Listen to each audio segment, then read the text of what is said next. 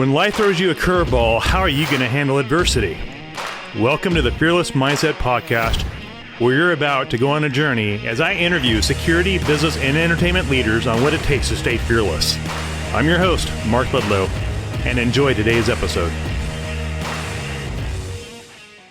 You know, having Tim and Lee just kind of spark your day on Monday, it just changes it for a more, holiday-ish Thanksgiving week.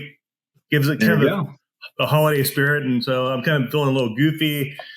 Shout out to my mocha. I'm not going to say the brand, but they got my little mocha. Placebo. This is decaf.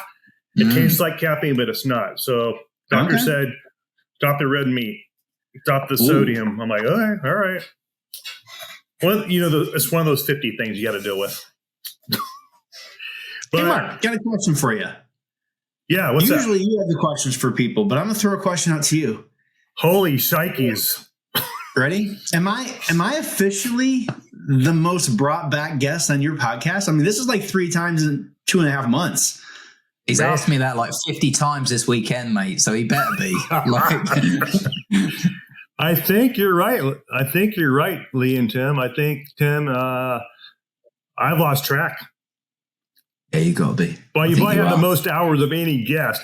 I think you just I have the most hours. You bypassed the legend himself, 2-time UFC world heavyweight Frank Mir. No disrespect to Frank. Yeah. But I think you just bypassed Frank Mir's appearances on my show. Yeah, but what Tim don't know is that Frank is hunting him right now. He's just coming up to the door right now. Every morning I'm going to slather up with Vaseline just in case he grabs me. I slip away. Holy crap. That was hilarious. Frank is now hunting Tim.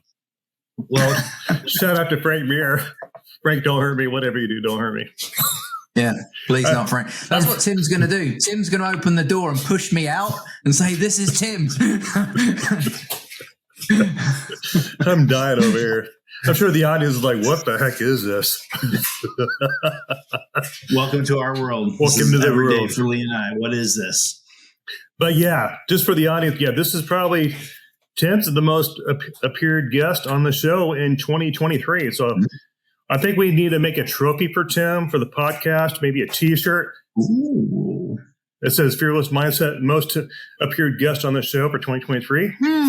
Maybe we'll award it at IPSB in 3 weeks. Yeah, we should. Yeah, I like that idea. Never thought about that. Little ceremony and such. Little ceremony, a little induction, Hall of Fame. Wow, who would have guessed? But anyway, back to why we're having the podcast, folks. I started reading my book. I got to page 16, and it says how to play. And Tim just hit me up, saying, "Hey, you need to do Jingle Bells." I'm like, "Oh crap." Called me out. So I'm going to be doing Jingle Bell Rock here soon with the kindness games. Jingle Bell Kindness. Starting the day after Thanksgiving. So watch out, LinkedIn. I'm so sorry. You'll have to hear my ugly voice and my painful face for next 30 days until Santa Claus comes to rescue you. But hey, we're going to have some fun with it. And absolutely. Yeah, so here we are, another podcast, and I want to do this to showcase Lee and Tim and what they're doing for all industries, just not for security.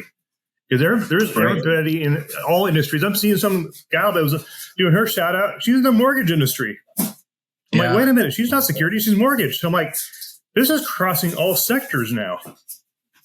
You know, it has crossed all sectors for a long time. Back in 2020, it was basically the security industry. In 2021, the second largest demographic started rising quickly. It was the leadership development, wellness, and coaching industries. So they are still number 2. Shout out to Wild Leaders, Rob McKenna. We got Coach Kat, who everybody that's involved with the Kindness Games know. That's how she met me, is through Wild Leaders, because I attend their Wild Conversation every Friday. Rob was talking about the Kindness Games one time, and she was like, "What?" And she reached out to me. Who else did we get from there? We've gotten all sorts of Wanda Townsend. Now she's in the security industry, but she came by way of Wild Leaders. Wow. We what have a trip. Tiffany Powell. She's a professor and she does DEI programs. And so she came to us by Wild Leaders. We have a whole host of people that came through from the leadership development and coaching. And the third biggest sector, what do you think? Finance. HR. Really? HR. That makes sense. HR and recruiters. They love the kindness games, which is good because we're starting to explore with different companies how they actually build for scale and design out toxicity and build strong, healthy, engaged organizations. Who would have guessed? Wow, this is crazy. What's happening right now? And it looks like Lee moved into your house there, Tim. And are you guys roommates now? What happened to your wife? Are you guys having marriage problems now, or what's? Share with the audience. You know, she likes Lee's accent, so I think it's actually helping. Yeah, Tim's had a good weekend because of me. It's okay, bro. Wow. No, he's been here for the weekend. Yeah, we've been recording. We got this book. Boom. Boom. We're recording the audio for the Audible version of this book. And in December, you're going to see a different version, a hardcover version of the book. Beautiful. And and we're exploring other options too. So this thing is taking off. It's becoming his own business empire. Or do you look at it as a business empire? I don't know. Is it? I think we're still not comfortable with being too outrageous about it. I think we're still keeping grounded, and we always want to be humble. But you're right in a way. It is growing arms and legs, and it's interesting the trajectory. I mean, you've seen and you've been involved with us, and we appreciate all your support, Mark. And it's again, it's an honor to be on here with you. But it's really exciting to see where it's going to go next, and the conversations that myself and Tim are having with others. We've got some strategy meetings coming up at IPSB in Dallas within the next couple of weeks. Shout out to Chuck and crew. Yeah, and lots of people are reaching out to us, which is amazing, and kind of pushing us and spurring us onwards. So we're very humbled, but we don't want to. Again, just repeating what I said at the beginning, we don't want to be. How do you put this? Maybe too ostentatious about it. Wow, big word. Never heard that one before. What was? It's a good one, right? How do you pronunciate that? Ostentatious. It was in my pocket. It's down here. Look, got it here. I love your humor, Lee. You crack me up. It's very dry. Yeah, it's not everybody's cup of tea. Holy crap. I think I've laughed more on this podcast than the other podcasts I've recorded. Oh, my goodness. But, yeah, whatever that word was. Ostentatious. I think I said it. Wow. So you want to keep it humble. Yeah. But the doors that are opening, it seems like it's just like once it released in public, you guys let it be known. Everybody and their brother and mother and sister and aunt are reaching out to you because they want your guidance and help. It sounds like to me, it's just mentorship is in coaching and advising and mental health. A lot of people are dealing with mental health issues. That's a really good point.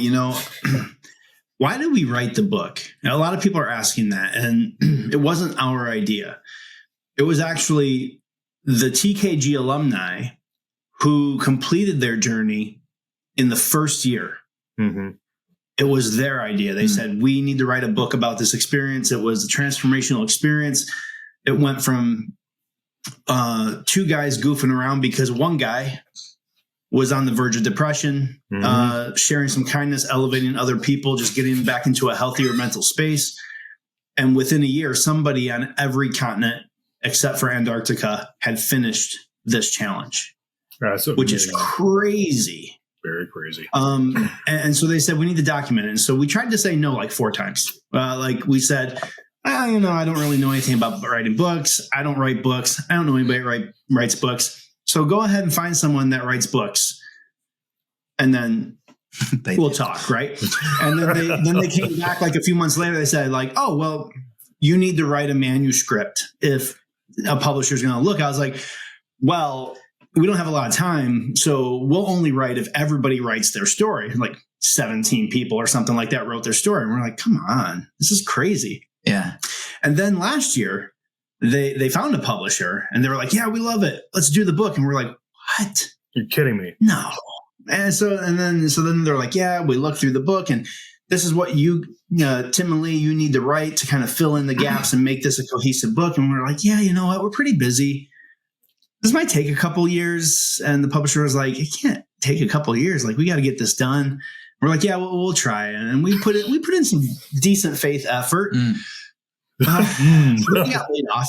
And then the publisher called me and was like, bet you got time now. And I was like, oh, crap. He called you out. Okay. Now is the time. So then, by this past March, we actually finished the manuscript and the book went live in October, which is crazy. So we didn't write this book for us, and it's not even about us. No, we appear in it a lot. It does tell my kind of COVID journey, but it's the story of like 17 other people. That's what's amazing about it. You have contributing authors in that book. Yeah. Yeah, we wanted to give back to the people. They're the real driving force behind it. Me and Tim have just been the captains of the ship, just steering it. And we're blessed to have all of these ladies and gents involved with their voices and their spirits and applying their passion every single day. You know, just revisiting what Tim said. I mean, the amount of times we try to avoid writing the book and getting involved, I think we actually pushed back more times than Tim actually said. I think it was more like maybe over 10. And every time they did come with a different angle or presented it in a different form, I think we ran out of reasons to say no. But again, the way it's been so successful, like literally from the beginning, I mean, that's mind blowing too. Mark, you want to know probably why Lee and I pushed back so hard? You're afraid of your own failure of writing a book? To be honest, it was probably because we were afraid, dude. Mm-hmm. Because absolutely. I'll tell you what, in September, when we were meeting with the publisher and we were approving the final manuscript, and they were like so excited. And they were like, Tim, you don't look excited. And I'm like, I'm not. I got to tell you, I'm pretty freaked out right now. This is awfully permanent. I do all sorts of ridiculousness on LinkedIn, which, yes, technically will live forever. But not like this, not like a book, right? Like literally lives forever. And it was a real gut check. Like what I think today and my experience that I had during COVID and my outlooks on my leadership philosophy and what the kindness games has adopted as its definitions of kindness, definition of humanity, and how we think about things like, how relevant will this be in the next 10 or 15 years? Like, how timeless will this be? Or will I look back and say, well, I guess that was something we wrote down. Or this book could be created as a manual in HR departments on how to cope. That's a great point. Someone's already mentioned that recently, about it being a guidebook or an aid memoir that someone can carry around with them. And it's such an easy read, and it's so small. And I think that we can really give that to everybody to carry around with them. It's really pretty amazing. Under 174 pages, folks. Not that hard to read. And it looks like it's basic high school reading level. Nothing too crazy. Well, it was written by me and Lee. So, sorry. Just that your standards too high. We weren't the smartest cookies in the class. Yeah. But Sunday morning we picked up our editor who lives here locally, which I haven't met yet. She went out to breakfast with us. We went to Millennium Park, downtown Chicago. We shot some videos for our new website coming up. We shot the Jingle Bell Kindness announcement video, which is going to be posted tomorrow, well before probably you post this podcast. And at breakfast, or maybe it was at coffee later in the day, she said, "How are you feeling now?" Because when we were set to launch this, Tim, you didn't look too excited. And I feel a lot better about this. I've gotten so much good feedback, even from people that normally are my strongest critics. Not in a bad way, but like critical of the things I do, the things I say, how I present myself, for my well-being. And the feedback that we've gotten I have not talked to a single person, even people I worked with overseas in Iraq, who's gotten through this book without crying. Maybe you'll be the first, Mark. Maybe you've already cried. I don't know. Okay, I'll do a little announcement to the audience. When we had your party that night, I think it was Friday, I was watching the screen of everybody when you guys were telling your story of what you guys were going through. And I think it was, Lee, you were saying something that had profound power, connecting to the emotional spirit. And I counted half people, including myself, was in a dry eye on that talk. Because you guys were hitting some emotional nerves of what people are dealing with at the given out. The girls are just everybody was streaming with emotion, because you guys were hitting a chord with that private invited group Friday night. Whatever it was you said, Lee and Tim, it was connecting at an emotional level, telling people there is hope. Maybe every time we talk, Mark, and thanks so much for saying that. We're honoured by your friendship and thanks for your support on the book launch. But that book launch was extremely emotional, and I'm gonna say something about Tim as well. On the following day when he it was his time to shine on Wild, because that's Tim's thing, and I love being beside him and applauding him and encouraging him. Like I was on that call too, but I wanted it to be about him. And obviously I'm sat here in the same room as him on that day, and I was watching him. And as you know, I got super emotional on the book launch, but then watching the next day, Tim's voice break, and I'm standing there going, "Oh, here he goes. He's going to go. He's going to go." I held myself back. He did. But it was... I almost lost it, though. It was, in a way, it was nice to see, but also it was nice to see him recover as well and lean into it. I mean, as you know, on the book launch again, I lost it emotionally, because I did go to some real powerful, deep and emotional thoughts of what had happened to me. And then I was reading things that my daughter had said to me as well, which really kind of hit me to the core. Yeah. But we talk about this all the time. What you see is what you get with both of us. And we put our hearts out there for the benefit of others, because we see people hurting, and a lot of people don't realize the power of that engagement. And that's what we're trying to do. And that's what the Kindness Games in essence is all about. It's the movement. It's the community connection to just lift another up and help them get through their day, because we all have challenges. And that's another thing that we don't. Just because I've had a heart attack doesn't mean that there's not millions of other people that have not had heart attacks, right? And I'm not trying to be different. What I'm willing to do, though, is tell you about it, how I felt, how it could have been stopped, what I'm doing now to make myself feel better, and how I've leaned into my health and fitness. And that word, that message, awareness needs to be spread to others. And that's, again, it's multifaceted what the Kindness Games is all about. And you mentioned it earlier, it opens up doors everywhere. So it's like we just want to be in every space, and we're always willing to take the next conversation. You know what's unique about this? The book launch is happening before the holidays. And I know the holidays hits people harder than any other part of the year. Yeah. Loss of loved ones. My mom and dad are both gone. Depression sinks in. Who will adopt me now to be their son? From my personal perspective, it's like, who am I? Who do I belong to? PTSD issues, military folks. There's more. I think there's more suicides committed this time of year within the military veteran family than any other time of the year. And then it's just it's hard. And then you have all the negative crap. I didn't need to tell you, listening to the audience, what's going on, folks. It's 2023 in November, and we all know what's going on around the world, and we don't need to be reminded of that.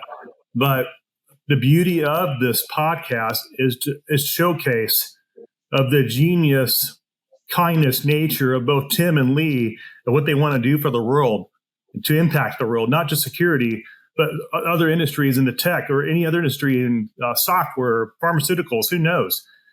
They have a heart. They wear their hearts on their sleeves to give you that hope of, hey, one day at a time, one phone call away. Make that phone call. Say you need help. Be a Tim. Say, hey, I'm really struggling with depression. Lee, can you help me? Go ahead. You know Lee. what? Or Tim.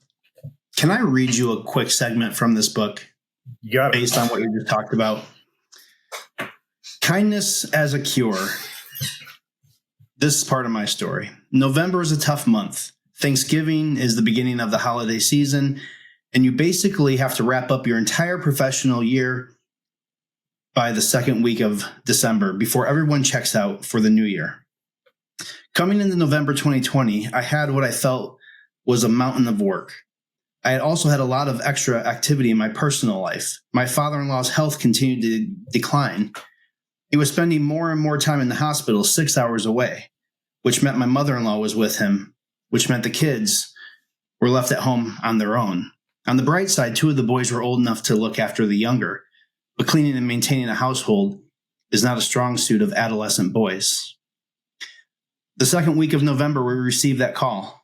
My wife's last living grandparent had died. Her mother couldn't leave the hospital to plan or attend her own father's funeral.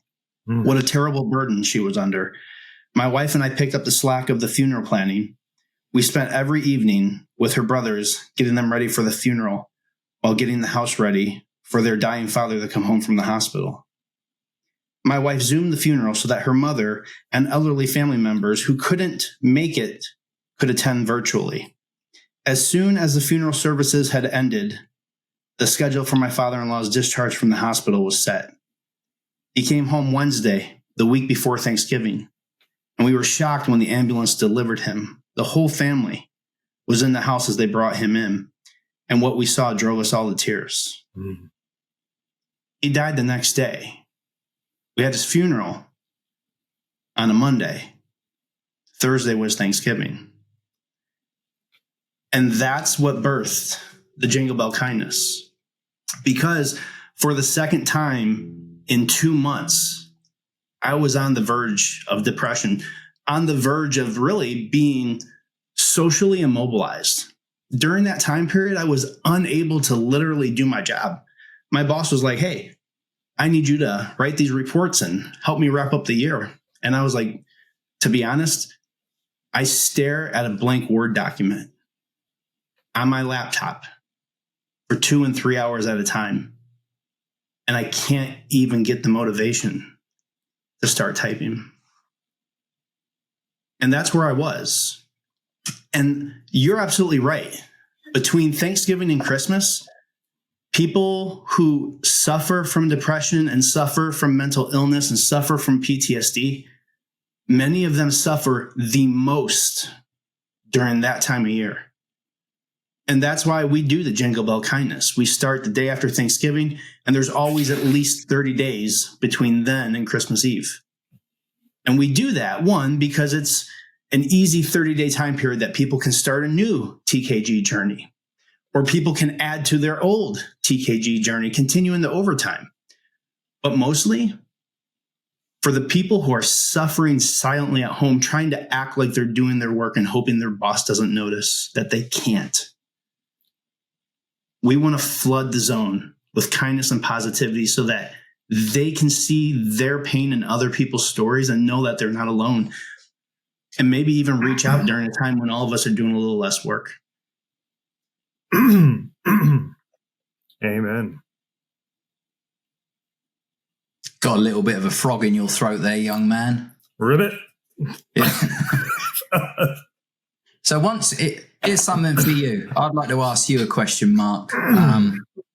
So we've all become firm friends, and you've hung out with us most recently in Dallas at GSX, and we're going to be in Dallas again at PSP. Yep, at PSP.